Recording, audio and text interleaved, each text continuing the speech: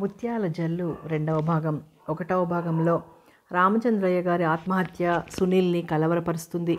రామచంద్రయ్య దయతో చదువుకున్న సునీల్ లెక్చరర్గా ఉద్యోగం సంపాదించుకుంటాడు. రామచంద్రయ్య కూతురు విజయ ఆస్తిని ఇంటిని కోల్పోయి ఏకాకిగా అనాథలా మిగిలిపోతుంది. సునీల్ దగ్గర ఉంటూ ఏదైనా ఉద్యోగం చేయాలని భావిస్తుంది. ఇంతలో సునీల్కి కాలేజీలో శ్రీవిద్య లెక్చరర్గా పరిచయం అవుతుంది. శ్రీనివాస్ సునీల్కి ఇల్లు చూసి పెడతాడు. శ్రీవిద్య గురించి, ఆమె గతం గురించి వివరిస్తాడు. కథ కొనసాగుతుంది. ఆ రోజు తనకిచ్చిన టైం టేబుల్ ప్రకారం BA ఫస్ట్ ఇయర్ క్లాస్ సునీల్ది. బెల్ కొట్టగానే అతను క్లాస్ రూమ్ వైపు నడిచాడు. కానీ అతను క్లాస్లోకి అడుగు పెట్టబోయే చెప్పున వెనక్కి తగ్గాడు. శ్రీవిద్య ఆ క్లాస్లో ఉన్నది. ఏదో విషయం మీద సీరియస్గా లెక్చర్ ఇస్తోంది. సునీల్ రాకను ఆమె గమనించినట్లే తన ధోరణిలో తను చెప్పుకుపోతోంది. సునీల్ విస్మయంగా మళ్ళీ ఒకసారి టైం టేబుల్ చూసుకున్నాడు. తనకి చాలా ఆశ్చర్యం కలిగింది. ఆ పీరియడ్ తన క్లాసే.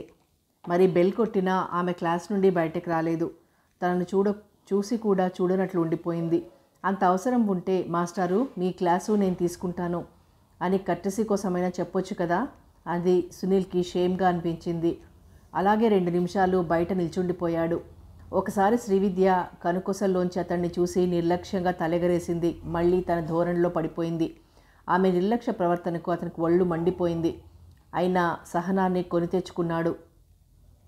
క్లాస్లోని విద్యార్థులంతా ఆమె వంక భయంగా చూస్తూ ఆమె చెప్పేది శ్రద్ధగా వింటున్నట్లు నటిస్తున్నారు.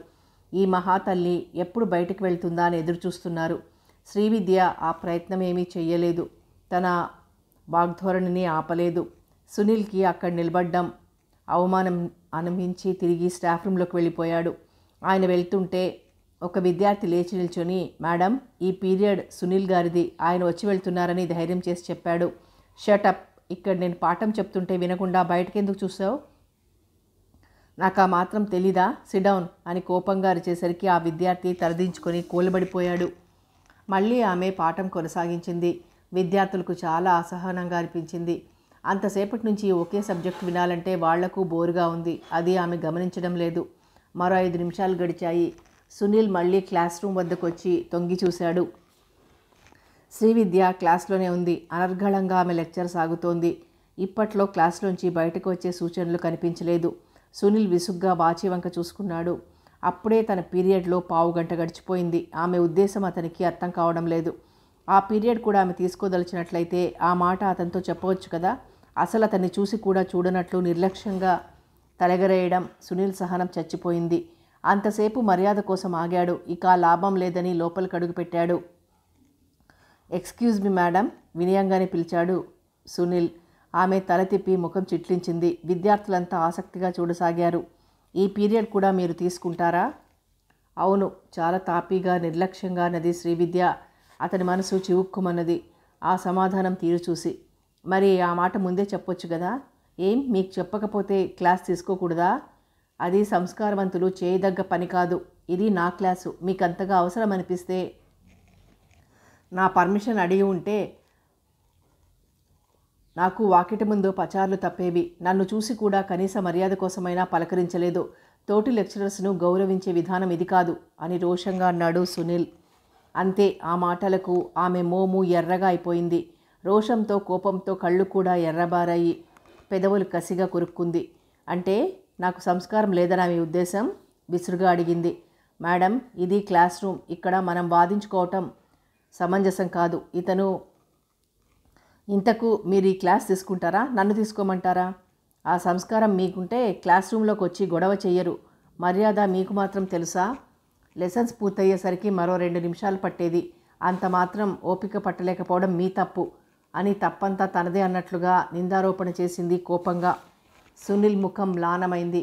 అతనిలో కోపం ఉవ్వెత్తున లేస్తోంది. బలవంతాన అణుచుకుంటున్నాడు. విద్యార్థులంతా వారినే చూస్తున్నారు. ఆయన తప్పేమీ లేదని, ఆమె కావాలని ఆయన్ని రెచ్చగొడుతోందని వాళ్ళు గమనిస్తూనే ఉన్నారు. మీరు చదువుకున్నవారు, సంస్కారవంతులు. ఇలా ఎదుటి మనిషిని తూలనాడి మాట్లాడటం మంచిది కాదు. తప్పొప్పులను గురించి తర్వాత చర్చించుకుందాం. ముందు లెసన్ పూర్తి చేయండి. అందాక నేను బయట నిలబడతాను అని గిరుక్కున వెనుదిరిగి వెళ్ళబోయాడు సునీల్. ఆగండి, మీ క్లాసు ఒక్క 10 నిమిషాలు వాడుకున్నందుకే కదూ మీకింత మంట, అక్కర్లేదు మీరే తీసుకోండి అంటూ కుర్చీని విసురుగా తోసేసి చరచరా వెళ్ళిపోయింది శ్రీవిద్య. సునీల్ కోపాన్ని అతి ప్రయత్నం మీద అణుచుకున్నాడు. చదువుకున్నది ఎందుకలా మూర్ఖంగా దురుసుగా ప్రవర్తిస్తుంది? తన క్లాసు తనతో చెప్పకుండా తీసుకొని మళ్ళీ తనదే తప్పైపోయినట్లు దబాయిస్తుంది. ఛీ, సంస్కారం లేని మనిషి అనుకున్నాడు అసహ్యంగా. ఆ తరువాత ఏమీ జరగనట్టు చిరునవ్వుతో క్లాస్ తీసుకున్నాడు సునీల్. సునీల్ ఈవినింగ్ క్లాస్లో ఉండగా ప్రిన్సిపాల్ దగ్గర నుండి పిలుపొచ్చింది. వెళ్ళాడు Sunil. May I come in sir? Yes అని కొంచెం కఠినంగా పలికింది ప్రిన్సిపాల్ గారి కంఠం. స్ప్రింగ్ డోర్ తెరుచుకుని లోపలికి వెళ్ళి విష్ చేశాడు సునీల్. ప్రిన్సిపాల్ గారి ముఖం కొంచెం కోపంగానూ దుముదుములాడిపోతున్నట్లుగానూ ఉంది. కూర్చోమన్నట్లు కుర్చీ చూపించాడు. అప్పటికే ఆ గదిలో ప్రిన్సిపాల్ ఎదురుగా మరో వ్యక్తి కూర్చునున్నారు. ఆయన వయసు దాదాపు 60 దాకా ఉంటుంది. రాజవంశానికి చెందిన వ్యక్తిలాగా గంభీరంగా, హుందాగా, గుబురు మీసాలతోనూ నిలువు నామంతోనూ ఉన్నారు. ఆయన కళ్ళు చాలా తీవ్రంగా పులికళ్ళు మాదిరిగా ఉన్నాయి. జరి అంచు పంచ, లాల్చీ ధరించాడు. భుజాలపైన ఖరీదైన కాశ్మీర్ పట్టు శాలువా కప్పుకుని ఉన్నాడు. ఆ వ్యక్తిని సునీల్కి పరిచయం చేస్తూ ప్రిన్సిపాల్ ఇలా చెప్పారు. రావయ్య సునీల్, కూర్చో. వీరు శ్రీవిద్య తండ్రి భూపతి గారు. మన కాలేజీ నడుస్తుందంటే వీరి దయాభిక్ష, ఉదార స్వభావమే అందుకు కారణం. లెక్కలేనంత సొమ్మును ఈ కాలేజీకి విరాళంగా ప్రకటించారు. అలాంటి వీరి అమ్మాయిని నువ్వు అగౌరవపరచావట. నీకు అసలు బుద్ధి జ్ఞానం ఉందా? అంతమంది విద్యార్థుల ఎదుట ఆమెను తీవ్రంగా అవమానిస్తావా? నీకేదైనా ప్రాబ్లం వస్తే నాతో చెప్పాలి కానీ అలా ప్రవర్తించడం నీ తప్పు అని కోపంగా అన్నారు ప్రిన్సిపాల్. సునీల్కి పరిస్థితి ఏమిటో పూర్తిగా అర్థం కాకపోయినా ప్రిన్సిపాల్ తన మీద అలా హఠాత్తుగా విరుచుకుపడటంతో మనసుకు కష్టం అనిపించింది. శ్రీవిద్య తన మీద రిపోర్ట్ చేసిందని, అందుకే వారిద్దరూ సమావేశమై తనను పిలిపించారని అర్థం చేసుకున్నాడు. సారీ సార్, ఈ విషయం మీ దాకా వచ్చినందుకు సిగ్గుపడుతున్నాను. ఆమెను నేను అవమానపరచలేదు. నాకు అసలు అలాంటి ఉద్దేశమే లేదు. ఆమె నన్ను అపార్థం చేసుకున్నారు నొచ్చుకుంటూ అన్నాడు. చాలే ఊరుకోవయ్యా, చేసింది వెదవ పని. చాలక పైగా సమర్థించుకుంటున్నావా? నువ్వు ఉద్యోగంలో చేరి వారం రోజులు కాలేదు, అప్పుడే నీ మీద కంప్లైంట్స్ మొదలయ్యాయి. జరిగిన దానికి వారితో క్షమాపణ చెప్పుకో. మరోసారి అలా ప్రవర్తించనని చెప్పు దబాయిస్తున్నట్లుగా అన్నాడు ప్రిన్సిపాల్. సునీల్ ముఖం అవమానంతో ఎర్రబారింది. ప్రిన్సిపాల్ తనను అలా మరో వ్యక్తి ఎదుట చులకనగా మాట్లాడి చేయని తప్పుకు క్షమాపణ వేడుకోమనడమే చాలా అవమానం అనిపించింది. తల తీసేసినంత బాధ కలిగింది. సార్, మీరు చాలా అన్యాయంగా మాట్లాడుతున్నారు. తప్పొప్పులు ఎవరివో తెలుసుకోకుండా మీరిలా వల్గర్గా మాట్లాడడం బాధ్యత గల ఉపాధ్యాయునిగా మీకు ఇది సమంజసం కాదు. నేను ఎవరిని అవమానించలేదు. నేనే తప్పు చేయలేదు. కోపంతో ముఖం కందగడ్డలా అయిపోతుండగా అన్నాడు సునీల్. అంటే నేను బాధ్యత లేకుండా వల్గర్గా మాట్లాడుతున్నానా?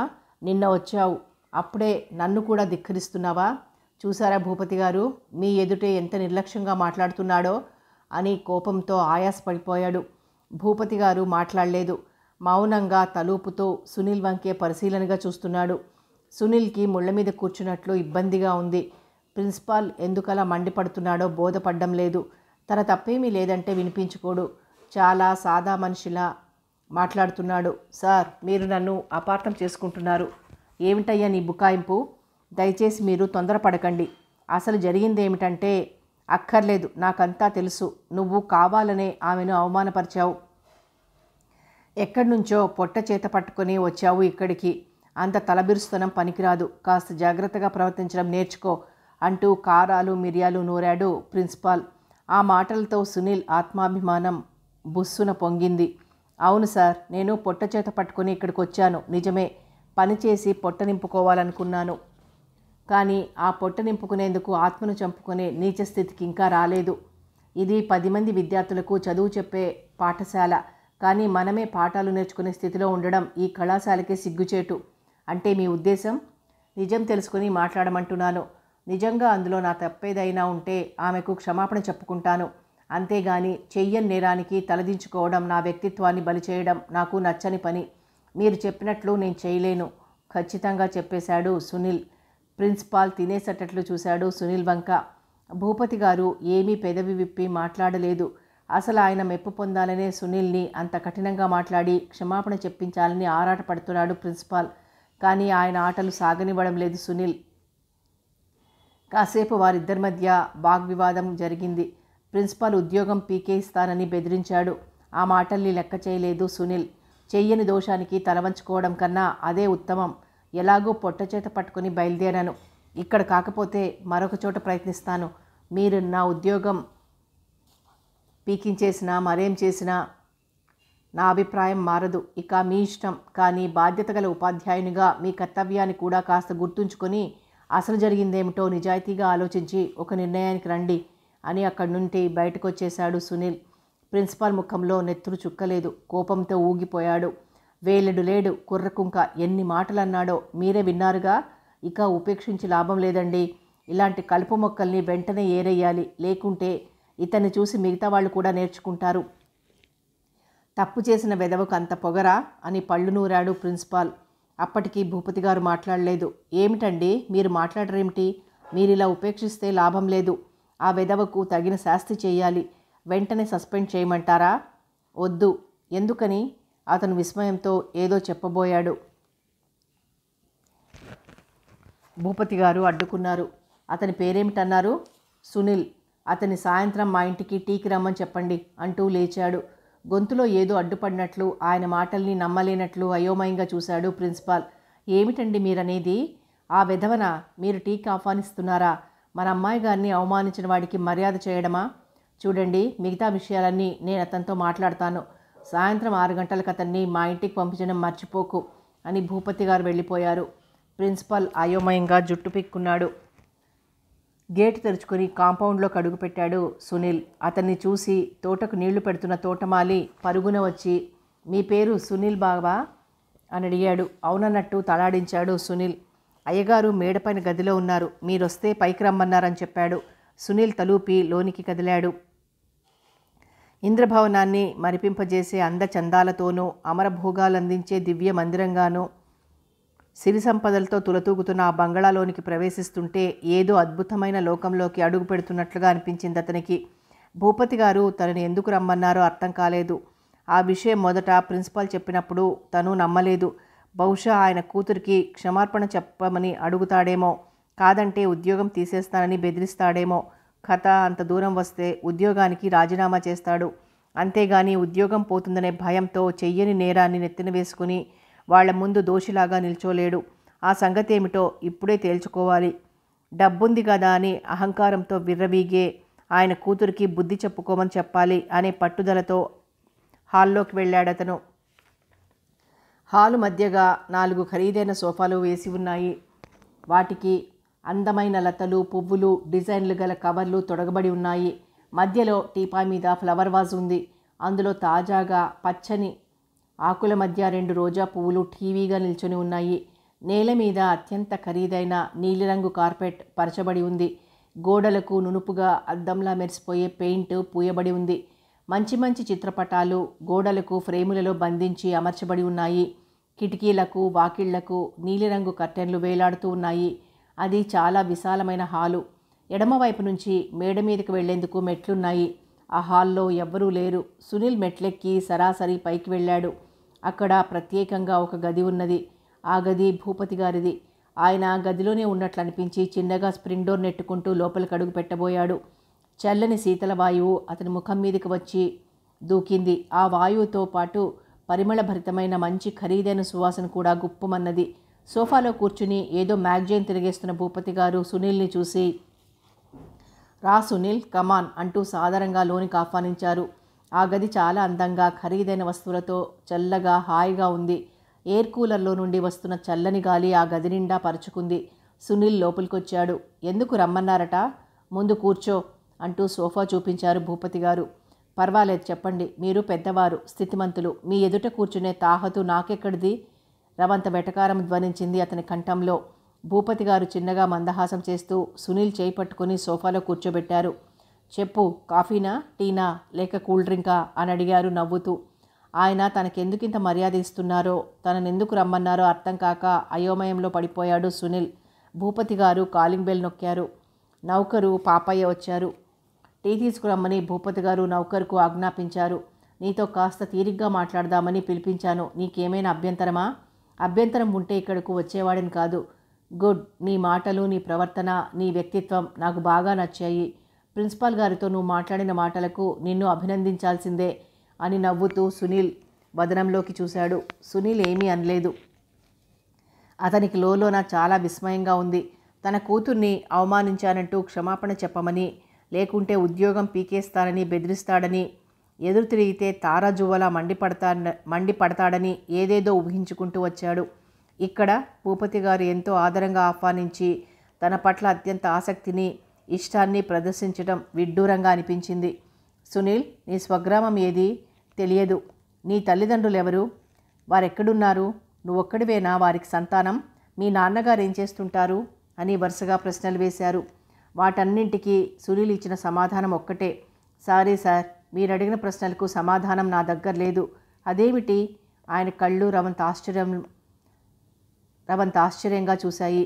అదంతే సార్, మీరు అడిగిన ప్రశ్నల్లో ఏ ఒక్కదానికి నాకు నిజంగా సమాధానం తెలియదు. ఎందుకంటే నేను ఒంటరిగా పుట్టాను, ఒంటరిగా బ్రతుకుతున్నాను. నాకు నా వాళ్ళంటూ ఉన్నారో లేదో నాకు తెలియదు. సరే అంటూ తల పంకిస్తూ సానుభూతిగా చూశాడాయన. నిజానికి ఆయనకు సునీల్ ఒంటరివాడని తెలియడం కొంచెం ఆనందాన్ని కలిగించిందని చెప్పాలి. ఇంతలో నౌకరు టీతో పాటు బిస్కెట్లు కూడా తెచ్చాడు. భూపతి గారు సునీల్కి ఆఫర్ చేసి తాను ఓ కప్ అందుకున్నారు. సునీల్ ఒక బిస్కెట్ కొరికి టీ తాగి ఖాళీ కప్పును టీపా మీద ఉంచాడు. సునీల్, మా శ్రీవిద్యకు కాస్త కోపం ముక్కు మీద ఉంటుంది, ప్రవర్తన కూడా కాస్త దురుసుగా ఉంటుంది. కానీ మనసు మాత్రం మల్లెపువ్వు లాంటిది. ఈరోజు ఉదయం జరిగిన సంఘటన గురించి నేను వాకబు చేశాను. నీ పర్మిషన్ లేకుండా ఆమె నీ క్లాస్లోకి వచ్చి నిన్ను తిరస్కారంగా మాట్లాడిందని తెలిసి చాలా బాధపడ్డాను. మొదట్లో అమ్మాయి నీ గురించి చాలా చెడ్డగానే చెప్పింది. అసలు విషయం ఏమిటో తెలుసుకుందామనే కాలేజీకి వచ్చాను. అక్కడ నీ మాటలు, నీ ప్రవర్తన, నీ విఘ్నత చూశాక మా అమ్మాయి తొందరపడి ఉంటుందని గ్రహించాను. ఆమె నీ పట్ల అమర్యాదగా ప్రవర్తించినందుకు ఆమె తరపున నేను క్షమాపణ చెప్పుకుంటాను. దయచేసి శ్రీవిద్యను మాత్రం అపార్థం చేసుకోకు అని ఆగి సునీల్ ముఖంలోకి చూశారు భూపతి గారు. ఆయన మాటలకు సునీల్ అమితంగా ఆశ్చర్యపోయారు.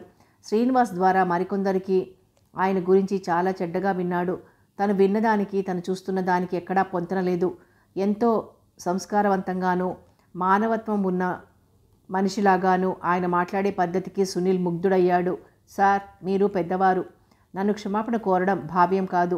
నిజానికి నేను ఆ విషయం అప్పుడే మర్చిపోయాను. పొరపాటు ఎవరికైనా జరుగుతుంది. సర్దుకుపోవడంలో ఎంతో సుగుణం ఉంది. ఆమె కాస్త నిర్లక్ష్యంగా ప్రవర్తించిన మాట వాస్తవమే. అయినా నేనేమీ అనుకోలేదు. కానీ ప్రిన్సిపాల్ గారు అలా హీనంగా తూలనాడటంతో భరించలేకపోయాను. మీ ముందు నా చేత తప్పు ఒప్పించి మీ దృష్టిలో ఆయన గొప్పవాడనిపించుకొని మీ మెప్పు పొందాలని నన్ను చాలా అవమానకరంగా మాట్లాడాడు. అందువలన నేను కాస్త రెచ్చిపోయి మాట్లాడాను. మీలాంటి పెద్దల ఎదుట నేను అలా మాట్లాడకూడదు అని వినయంగా అన్నాడు సునీల్. అతనిలోని మంచితనానికి, సంస్కారానికి భూపతి గారి మనసు సంతోషించింది. తను అన్వేషిస్తుంది ఇలాంటి మంచి వ్యక్తి కోసం. చదువు, సంస్కారం, మంచితనం, వినయం ఇవన్నీ సునీల్లో పుష్కలంగా కనిపించాయి అతనికి. అలాంటి వ్యక్తి తటస్థపడితే తన అల్లుడిగా చేసుకోవాలని ఆయన కోరిక. ఇప్పుడు సునీల్ని చూస్తుంటే ఆయనలో అలాంటి ఆలోచనలు కలుగుతున్నాయి. సునీల్, మా బంగళా అంతా చూసావా? అంతా చూడలేదు, కానీ చాలా ఖరీదైన బంగళా. డబ్బును ప్రతివారికి ఇంటిని ఇలా కళాత్మకంగా తీర్చిదిద్దుకోవాలనే టేస్ట్ ఉండదు. అందుకు మిమ్మల్ని ఎంతైనా అభినందించాలి. ఈ బంగళా ఖరీదు ఎంత ఉంటుందంటావు? దాదాపు 25 లక్షలు ఉండొచ్చు. ఎగ్జాక్ట్లీ, చాలా కరెక్ట్గా చెప్పావు. ఈ బంగళా కాక ఇతర ఆస్తిపాస్తులు మొత్తం కలిపి ఇంకో 50 లక్షల దాకా ఉంటుంది. బ్యాంక్లో కొంత క్యాష్, గోల్డ్ కూడా ఉన్నాయి. మొత్తం 1 కోటి రూపాయల ఆస్తి ఉంటుంది అని చిన్నగా మందహాసం చేశాడు. బాప్రే, 1 కోటి రూపాయలే అని 2-3 సార్లు లోపల అనుకుని విస్మయం చెందాడు సునీల్. అవును, ఆయన ఆస్తి వివరాలన్నీ తనకెందుకు చెప్తున్నట్లు? ఈయన ప్రవర్తన, మాటల తీరు విచిత్రంగా అనిపిస్తోంది. నా ఆస్తికి శ్రీవిద్య ఒక్కతే వారసురాలు. సునీల్ ఏం మాట్లాడలేదు. ఆయన చెప్పేది మౌనంగా వింటూ తలుపుతున్నాడు. అంటే మా అమ్మాయిని పెళ్లి చేసుకునే వ్యక్తి కూడా కోటీశ్వరుడవుతాడు. త్వరలో శ్రీవిద్యకు పెళ్లి చేయాలని చూస్తున్నాను. సునీల్ అప్పుడు కూడా ఏమీ మాట్లాడలేదు. ఇందులో నీ అభిప్రాయం ఏమిటి సునీల్? ఏ విషయంలో? అదే మా శ్రీవిద్య పెళ్లి గురించి. ఆమెకేమండి, అప్సరసల అందంగా ఉంటుంది. కుబేరుడిలాంటి తండ్రి మీరున్నారు. 1 కోటి రూపాయలకు వారసురాలు. ఆమెనెవ్వరైనా కళ్ళకద్దుకుని చేసుకుంటారు అని చిన్నగా నవ్వాడు సునీల్. మనసులో మాత్రం ఆ అహంభావిని చేసుకోబోయేవాడి కర్మ వాడు అనుభవించాలి అనుకున్నాడు. అయితే నేను ఒక మాట అడగరా సునీల్? అడగండి సార్. ఈ కొద్ది సమయంలో మీరు నాకు చాలా దగ్గరైనట్లు ఆత్మీయులైనట్లుగా భావిస్తున్నాను. భూపతి గారు ఒక్క క్షణం ఆలోచించి స్థిర నిశ్చయానికి వచ్చిన వాడిలా ఇలా అన్నారు. మా అమ్మాయిని నువ్వు చేసుకుంటావా సునీల్? ఆ ప్రశ్నకు ఉలిక్కిపడ్డాడు సునీల్. సార్, ఏమిటి మీరనేది? అది నా మనసులో కోరిక బాబు. యోగ్యుడైన వాడికిచ్చి అమ్మాయి పెళ్లి చేయాలని ఎన్నో సంబంధాలు చూశాను. నేను కోరుకునే సుగుణాలు ఏ ఒక్కరిలోనూ కనిపించలేదు. ఈరోజు నిన్ను చూశాక చాలా ముచ్చటేసింది. శ్రీవిద్యకు తగిన జోడు ఈడు నువ్వేనని, నిన్ను చేసుకుంటే మా అమ్మాయి జీవితం సుఖవంతంగా సాగుతుందని ఆశిస్తూ ఒక నిర్ణయానికి వచ్చాను. ఇందులో బలవంతం ఏమీ లేదు, తొందర కూడా ఏమీ లేదు. బాగా ఆలోచించుకొని ఒక నిర్ణయానికి రా. ఒకవేళ మా అమ్మాయి నీకు నచ్చకపోతే ఆ విషయం ఫ్రాంక్గా చెప్పేయి. నేనేమీ అనుకోను. ఏది ఏమైనా నువ్వు మాత్రం తొందరపడి ఎటూ నిర్ణయించుకోకు. కొద్ది రోజుల వరకు స్థిమితంగా ఆలోచించు.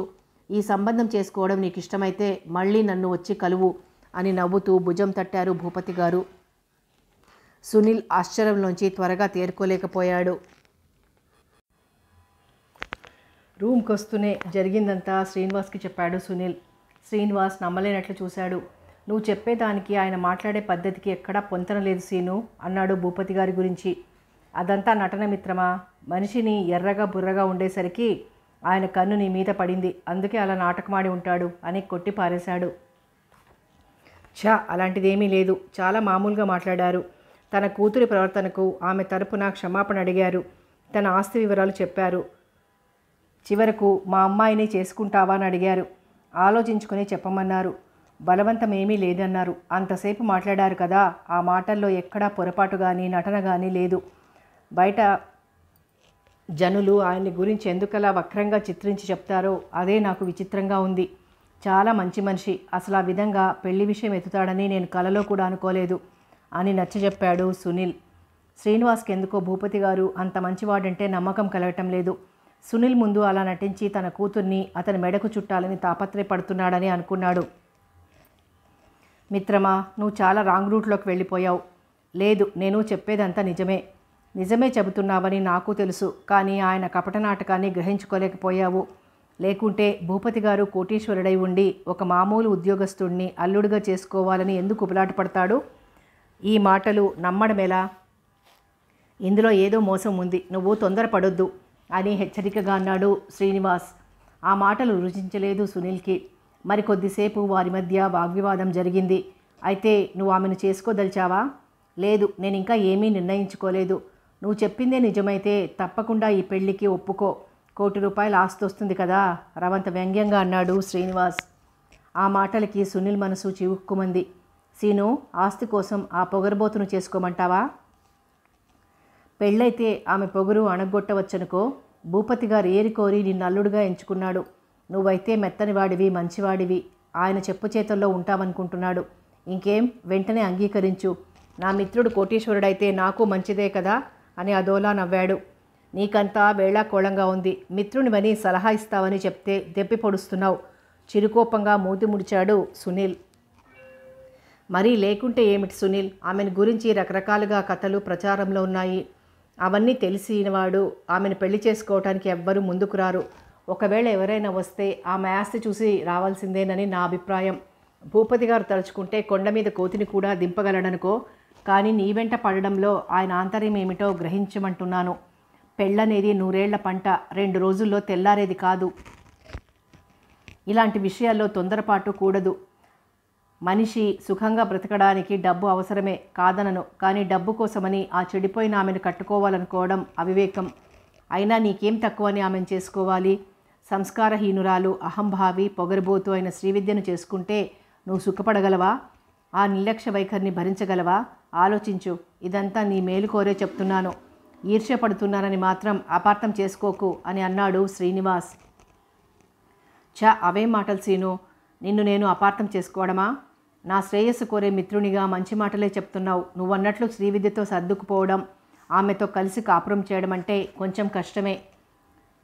సర్లే పోనీ, ఆ సంగతి నిదానంగా ఆలోచిద్దామని మాట మారుస్తూ రేపు సండే ఊరెళ్ళి మా విజయం తీసుకొస్తాను అని చెప్పాడు సునీల్.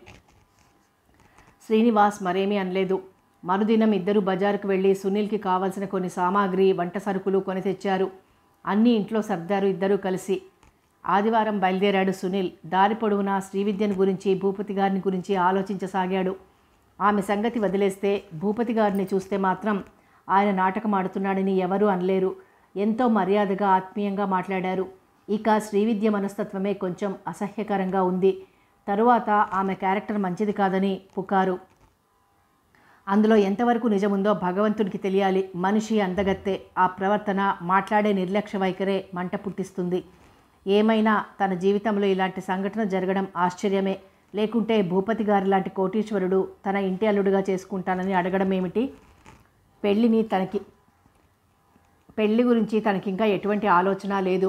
ఆలోచించుకుని చెప్పమన్నారు. ఏమని సమాధానం చెప్పాలాయనికి? ముందు శ్రీవిద్యను గురించి పూర్తిగా తెలియందే తనెటూ నిర్ణయించుకోలేడు. సునీల్ వెళ్లే సమయానికి లాయర్ గారి ఇంట్లో లేరు. ఎక్కడో పని మీద వెళ్ళాడు. అతని కోసమే ఎదురు చూస్తున్నట్టుగా విప్పారిన మోముతో బయటకు వచ్చింది విజయ. బాగున్నావా విజయ అని పలకరించాడు సునీల్. విజయ బదులు చెప్పలేదు. తలెత్తి ఆమె వైపు చూశాడు. ఆ చూపుల్లో ఎన్నో భావాలు వ్యక్తమయ్యాయి అతనికి. నా ఉత్తరం అందింది కదూ? ఆ విషయం లాయర్ గారితో మాట్లాడావా? మాట్లాడాను. ఏమన్నాడాయన? ఆయన మంచివారు కాబట్టి ఇక్కడే మా ఇంట్లో ఉండమ్మా, నువ్వు మాకేమీ భారం కావు అన్నారు అని అన్నారనుకో.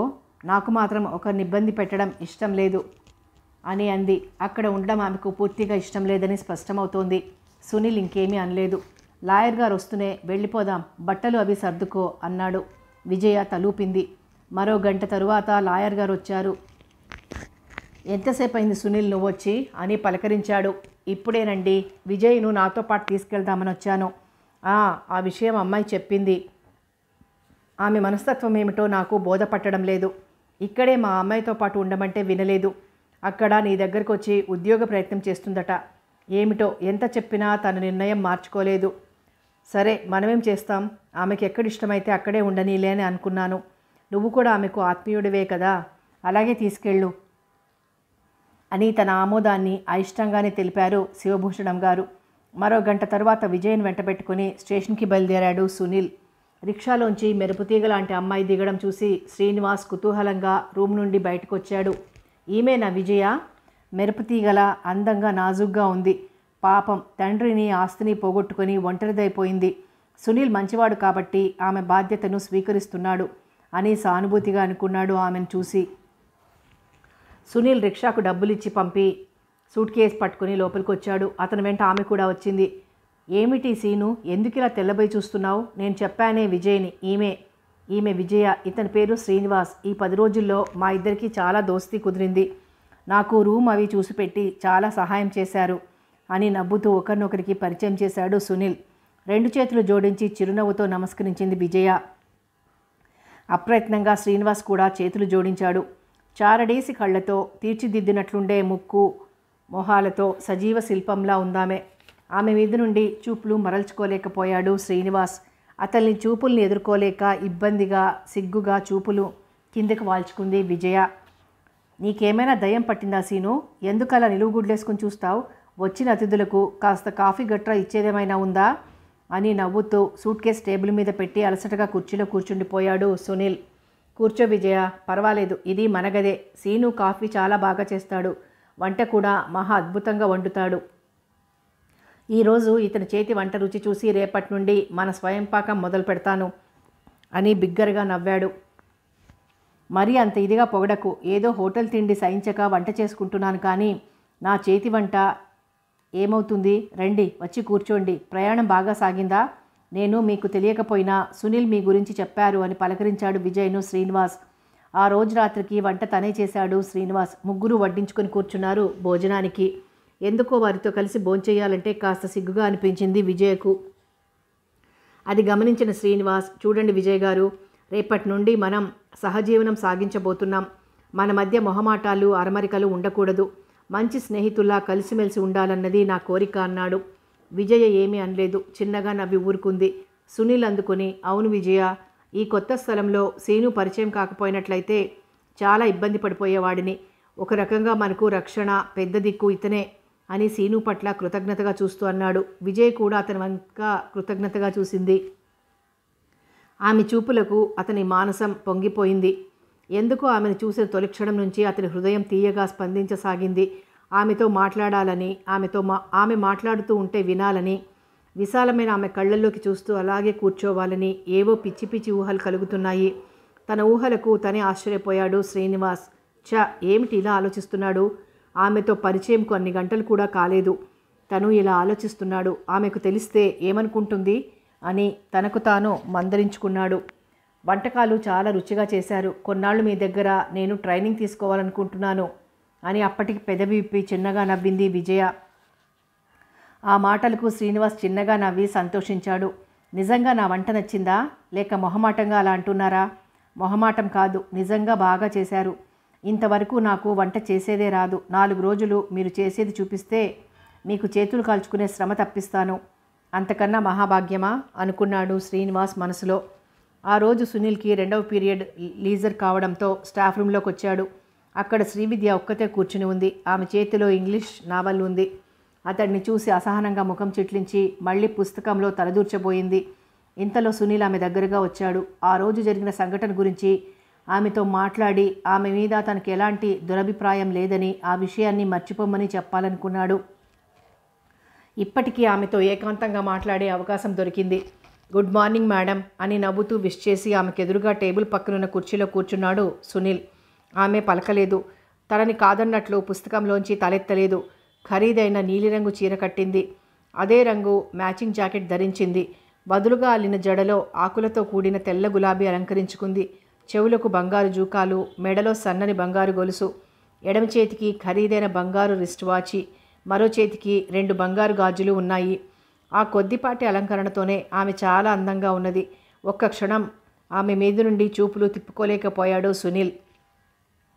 ఆమెను అలా దగ్గరగా చూస్తుంటే, మా అమ్మాయిని పెళ్లి చేసుకుంటావా సునీల్ అని భూపతి గారు అడిగిన ప్రశ్న గుర్తుకు వచ్చి అతని పెదవులపైన చిరునవ్వు నాట్యం చేసింది. గుండెల్లో ఏదో చిత్రమైన భావం కదిలింది.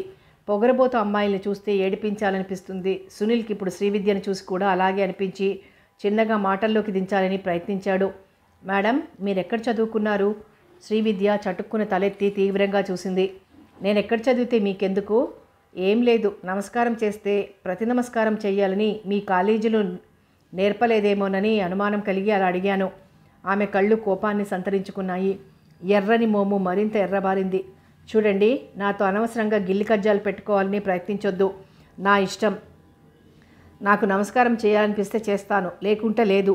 అందుకు ఒకరికి సంజాయిషి ఇవ్వవలసిన అవసరం నాకు లేదు అని విసురుగా సమాధానం చెప్పింది.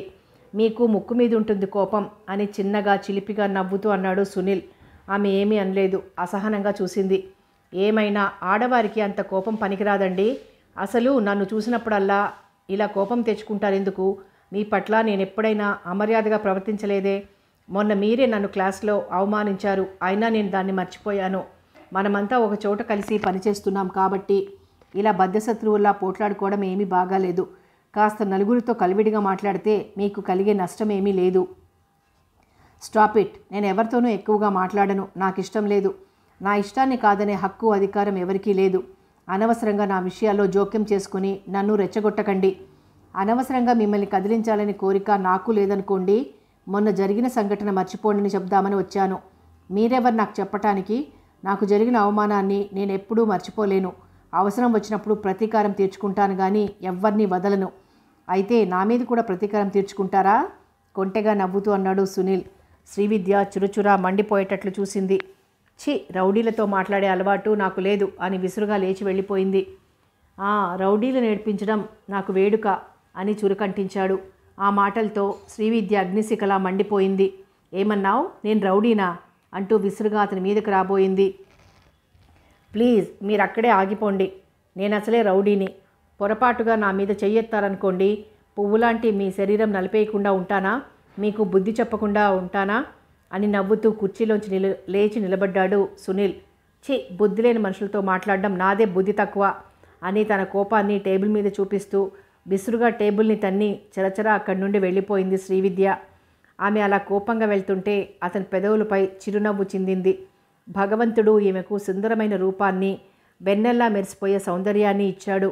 కానీ ఆమెలోని ఆ పొగరు, వగరు, కోపం, ఈ లక్షణాలు బాగా లేవు. కానీ ఈమె కోపంలో బుసకొడుతుంటే పరువంలో ఉన్న కోడెతాచు బుసకొడుతున్నట్లుగా అదో రకమైన అందంగా కనిపిస్తోంది. అసలే ఆమెతో ఎవరూ సవ్యంగా మాట్లాడలేరేమో, పలకరిస్తేనే కస్సుమంటుంది. ఇక పరిచయం ఎలా పెంచుకోవడం? ఆమె తన పట్ల అంత కోపాన్ని, నిర్లక్ష్యాన్ని ప్రదర్శిస్తున్నా తనకు మాత్రం ఆమె మీద కోపం కలగలేదు. ఎందుకని? తన మనసులో ఏదో రూపుదిద్దుకుంటోంది. సరికొత్త భావనకి ఏదో స్థిరపడుతోంది. ఏమిటో మరి, అదేమిటో అర్థమై అతని పెదవులు చిరునవ్వుతో విచ్చుకున్నాయి.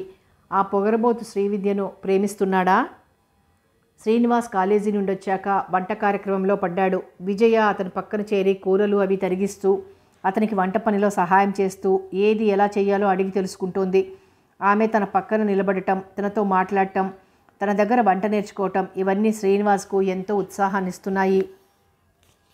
మరో 2-3 రోజులకల్లా విజయ తన వంట చేయడానికి అలవాటు పడింది. ఆమె వంట చేస్తుంటే శ్రీనివాస్, సునీల్ వంట పనిలో సహాయం చేస్తూ ఆమెకు ఎక్కువ కష్టం కలగనీయకుండా చూసుకోసాగారు. మరో 10 రోజులు గడిచిపోయాయి. వారి ముగ్గురి మధ్య బాగా చనువు పెరిగింది. ఏదో తీయని ఆత్మీయతానుబంధంతో వారి మనసులు పెనవేసుకుపోయాయి. శ్రీనివాస్ విజయ్ పట్ల ఆకర్షితుడయ్యాడు. ఆమె నవ్వినా, ఏడ్చినా, మాట్లాడినా, కూర్చున్నా, ఏ భంగిమలో చూసినా ఆమె అతని కళ్ళకు అపురూపంగా అందంగా కనిపిస్తోంది. గుప్తంగా ఆమెను ప్రేమిస్తూ ఆమె మీద ఇష్టాన్ని పెంచుకున్నాడు. ఆ రోజు సాయంత్రం కొంచెం తలనొప్పిగా ఉందని పర్మిషన్ తీసుకుని 2 పీరియడ్లు ముందుగానే ఇంటికి వచ్చాడు శ్రీనివాస్. నిజానికి అతనికి ఏ తలనొప్పి లేదు. విజయ్ ఇంటి దగ్గర ఒక్కతే ఉంటుందని, సునీల్ వచ్చేలోగా ఆ కొద్దిపాటి సమయంలో ఆమెతో ఏకాంతంగా మాట్లాడాలని, తన మనసు విప్పుకోవాలని ఆరాటంతో ఇల్లు చేరాడు. అదేంటి అప్పుడే వచ్చేశారు, సునీల్ రాలేదే అని అడిగింది విజయ.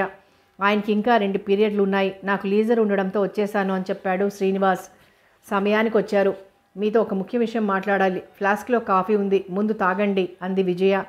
ఆమె తనతో మాట్లాడే అంత ముఖ్య విషయం ఏమిటబ్బా అని లోపల విస్మయం చెందాడు శ్రీనివాస్. తను కూడా ముఖ్య విషయం మాట్లాడాలనే వచ్చాడు. ఒకవేళ విజయ్ కూడా తనను ప్రేమిస్తోందా? ఆ విషయమే తనతో చెప్పాలనుకుంటోందా? అదే నిజమైతే తనెంతో అదృష్టవంతుడు అని రకరకాలుగా ఊహాగానాలు చేశాడు. ఆ కాసేపట్లోనే కప్పులోకి కాఫీ వంచుకొని తాపీగా తాగసాగాడు. ఆమె మనసులో ఏదో కొట్టుమిట్టులాడుతోంది. తన మనసులో మాట అతనితో ఎలా చెప్పాలా అని తటపటాయిస్తున్నట్లుగా అనిపిస్తోంది. కొద్దిసేపటికి ఇలా అంది. శ్రీనివాస్ గారు, నాకు చిన్న సహాయం చేసి పెట్టాలి.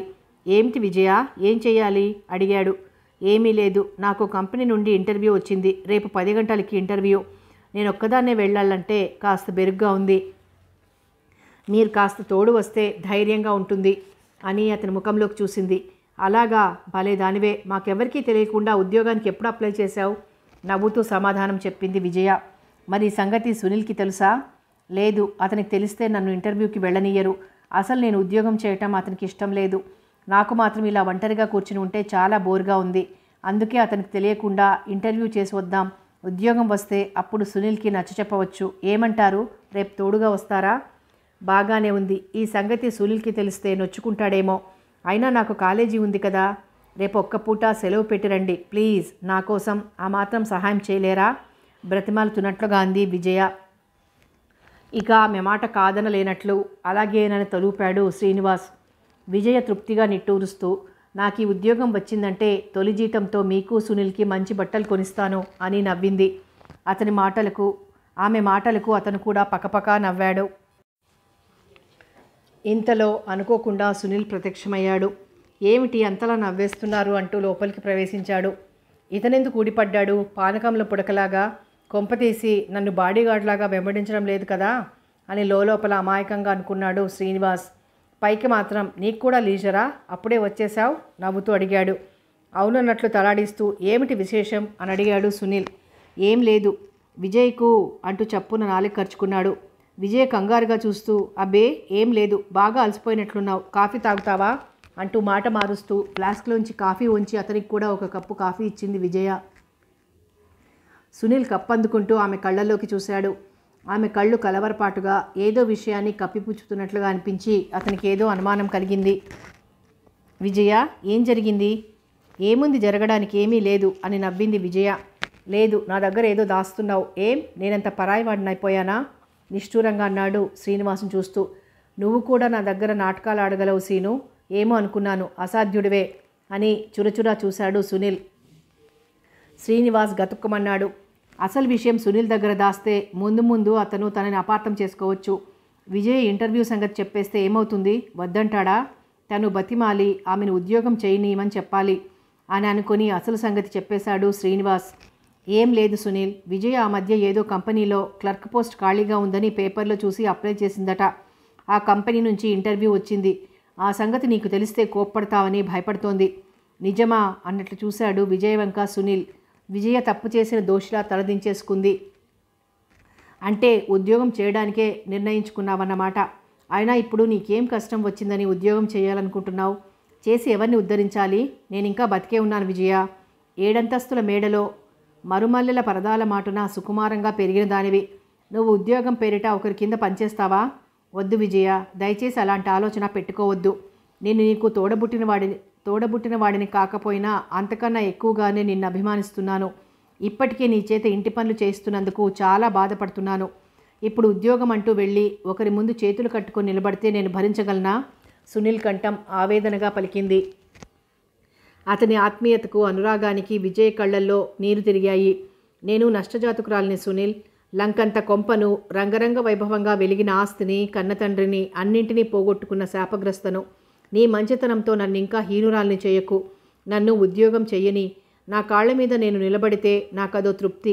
నీకు మాత్రం ఎంతకాలం బరువుగా ఉంటాను? ఆమె కళ్ళు జలపాతాలయ్యాయి. ఆ మాటలకు విపరీతంగా మదనపడ్డాడు సునీల్. విజయ, ఎందుకిలా నిన్ను నీవు చిన్నబుచ్చుకుంటావు? పరిస్థితులు అలా తరుముకు వచ్చాయి. నువ్వు మాత్రం ఏం చేస్తావు? ఏం, నాకు బరువుగా ఉండడం నీకు చిన్నతనంగా ఉందా? నీకు అన్నయ్య ఉంటే ఆయన నీ బాధ్యత స్వీకరించడా? చెల్లెలి మంచి చెడ్డలు అన్నయ్య చూసుకోడా? నేను అలాగే అనుకున్నాను. మన మధ్య రక్త సంబంధం లేకపోయినా అంతకు మించిన అనుబంధం ఉందనే అభిప్రాయంతో నిన్ను కంటిపాపలాగా చూసుకోవాలనుకున్నాను. నువ్వు నాకేమీ కాకపోతే, నేను నీకు అన్నయ్యని కాకపోతే నీ ఇష్టం. నీకు ఎలా చేయాలనిపిస్తే అలా చేసుకో. ఇంకా నీ విషయంలో ఎలాంటి ఆంక్షలు విధించను. దుఃఖంతో అతని కంఠం గరగరలాడింది. కథ కొనసాగుతుంది.